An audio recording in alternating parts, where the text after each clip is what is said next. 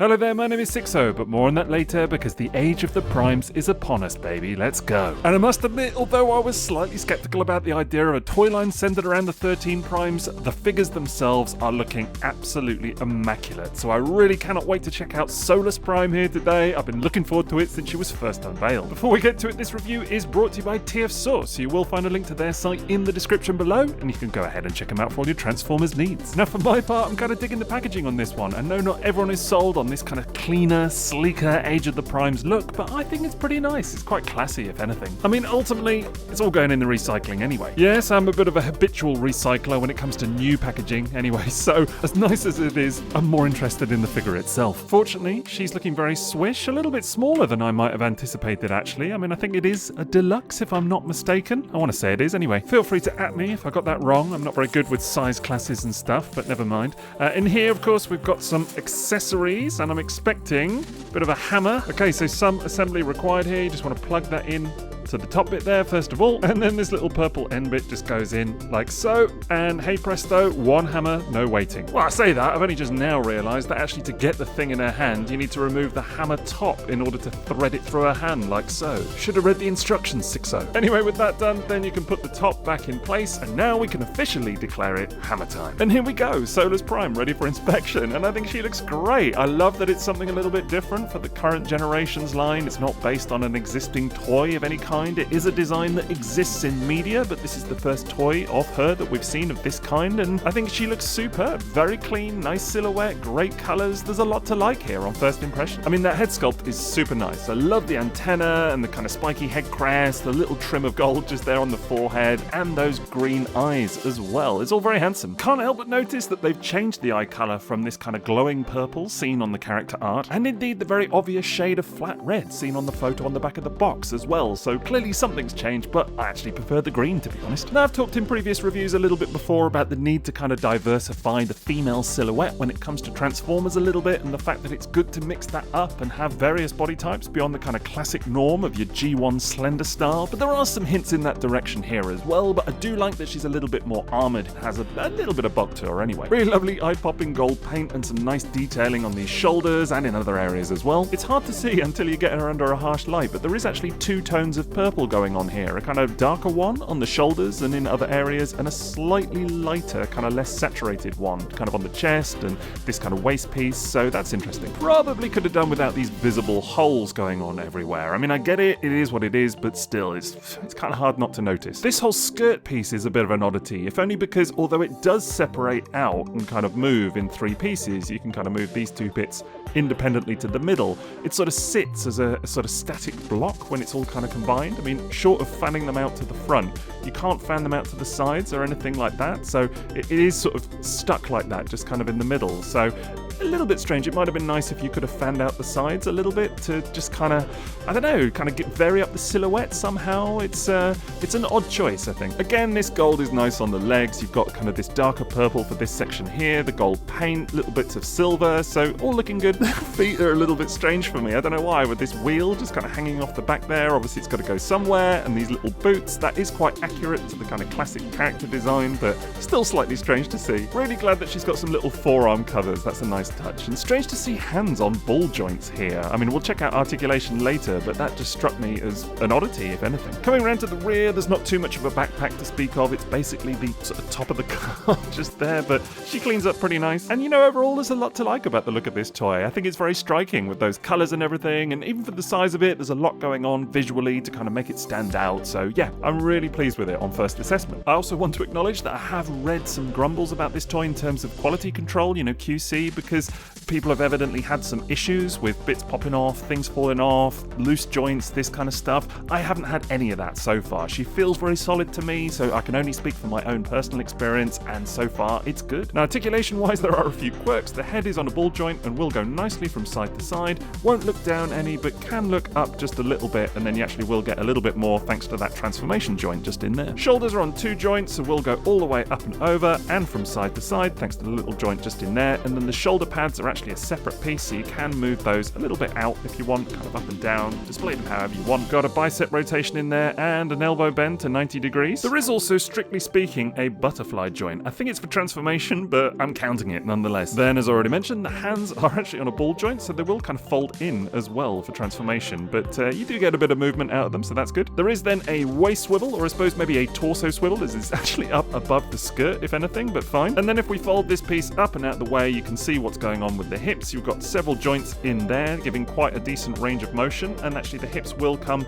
all the way up and over, so actually really good in terms of posability there. Again though, I know I said it before, I just wish that this bit kind of fanned out or something and allowed for a little bit more variance, because it just feels a bit cumbersome, just kind of stuck in the middle there, I don't know. Anyway, there is thigh rotation in there thanks to that mushroom peg, and you will get a 90-degree bend at the knee as well. Another visible mushroom peg there for a bit of ankle rotation, and indeed a bit of ankle tilt right the way down there. I might have expected it to happen further up actually, it's kind of strange that little hinge just here, but whatever, it works fine. So yeah, overall she poses quite nicely, but again here I kind of want to show you what I'm talking about with that skirt piece, because it just sort of sticks out towards the front. So anytime you want to have her in a pose where the knees are bent or she's kind of trying to kneel or anything like that, the only option is to fold it forward, and it's just a little bit strange to me. Again, I know I'm kind of repeating myself a little bit, but if it just fanned out to the sides or there were a few more options with how to pose it, I feel like the figure would be a lot more dynamic overall. And again, I generally love the way that she looks. She is fun to pose, she looks great. It's just that skirt piece really. So, and it's not the end of the world, so I'm going to stop going on about it now, but it's just a bit of a consideration when posing, that's all. Perhaps the other slight quirk here is I would have loved the ability for her to kind of hold the hammer like thus, you know, kind of like down slightly, but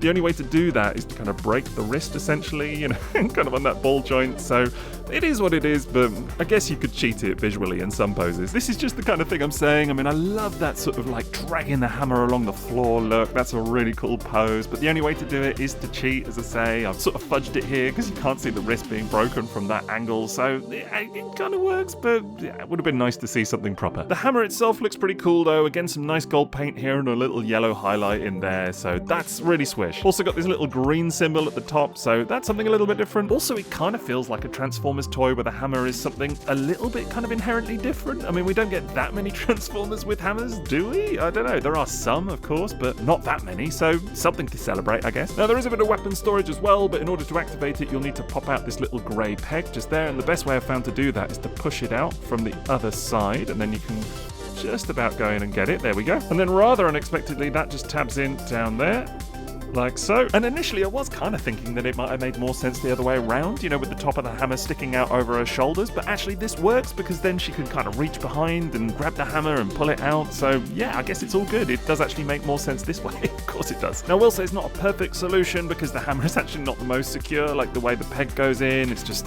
I don't know, it doesn't sit that stably, and the backpack kind of comes untabbed at the top here as well when you try and apply it, but hey ho. Now additionally, if you remove this little handle section, that actually functions as its own separate accessory, and neither the instructions nor the box tell you what this is meant to be. This is where we need the return of like proper tech specs that kind of fill in this detail, I think, but I guess it's kind of like a bomb grenade type thing, or it kind of looks like a lightsaber hilt if anything. So yeah, overall I think this is a really neat robot mode. There's a lot going for it, and it looks great alongside other recent generations bots as well. You can see him with Deluxe Effort's Sideburn and Jackpot, which of course is a retool of the Studio Series Jazz and the Earthrise Optimus Prime mold, and I think she looks great. You can see her alongside my previous video review, which of course is Age of the Primes Waspinator. These are the two Age of the Primes toys that I have so far, and it just shows you how varied this toy line is going to be. Two completely different characters and both deluxe class, may I say, so a lot of variation there in terms of size. Alternatively, here you can see with a couple of other recent Primes. We've got the Voyager Vector Prime here, who is one of the 13, and Nova Prime, and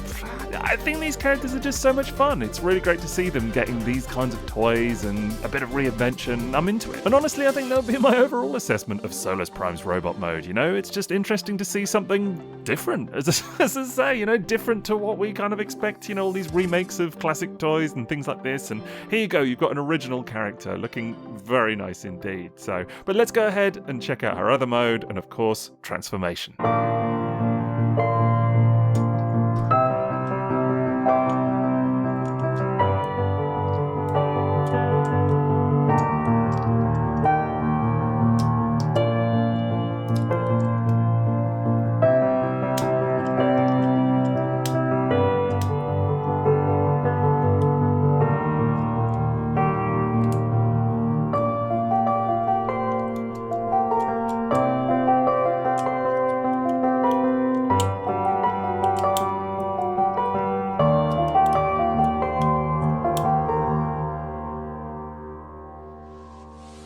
there we go, that's transformation done, and it definitely has a few quirks to it, which we'll get into, but first of all, the result looks like something that you probably see down your local Volvo dealership. Okay, I'm being facetious, obviously, but in a world of so-called Cybertronian vehicles, this might be one of the most Cybertronian that I've ever seen, and I think it's going to be one of those things where you either love it or you don't, and I kind of dig it. Like, it's certainly quirky, it's got to be said, definitely quirky. I mean, look, I won't lie, there is a slightly unmistakable vibe of Homer Simpson-mobile about this thing, like if you go thinking about it too much, so I don't know, maybe just don't do that, but hey, look, at least it rolls really nice, and it's something a bit different, isn't it? I think the real quirk comes from seeing these bits protruding out the front with the kind of inward sloping grille, which is just a very unusual silhouette at the end of the day, but I don't mind that actually. Probably slightly more egregious for my money is the back end, because this is all too obviously her thighs, just there with the kind of skirt just folded up on the back, so again, it kind of is what it is for this design. Like, I think this is a decent stab at it, a decent approximation, but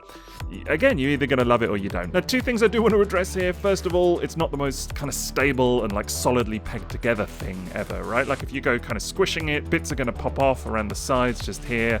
There is already a little stress mark on the one tab just there. The legs kind of don't want to stay tabbed in too well. So the other thing is that yes, a few bits do pop off during transformation. Now, I really don't think I've had it as bad as maybe a few people have mentioned online, but the main offender on my copy is this front grille, because it does just kind of come off like so. I mean, the good news is that you can just kind of slot it back in straight away, so it's really not the end of the world, but just something to bear in mind. It does also take a minute to get all of the wheels kind of flush as well and kind of sitting stably so that she will roll. I mean, it absolutely can be done, and once you do it, it's fine. Like, it really rolls quite nicely, as I say. Genuinely though, even taking all of that into account, it's still a fun enough car mode, right? Like, it is absolutely ridiculous, don't get me wrong, but there's something here at least, and like, the robot mode is so good that I'm willing to kind of overlook this alternate form to some degree anyway. So yeah, it is what it is. Do want to say the wheels are nice though, that's really cool. I mean, again, a bit like I said on my Wasp review, they almost look like rubber. They're not at all, like it is just hard plastic, but also very happy to see the return of these pins, which is very welcome after a few years of pegged on wheels, which are never nice, are they? Now, there are a few options in regards to the hammer in this mode. Of course, you've got that same peg hole on top of the car just there that was on her back previously, so you can just peg the hammer in like so, and yeah, that's a thing. I showed this to my son quickly, and he asked if it was a tank now, which I can kind of understand the logic of that, because it does kind of have that kind of tank turret look to it, which I guess it could be if you wanted to imagine it like that, like especially if you remove the little grenade bit just there, that's kind of tanky, isn't it, I suppose?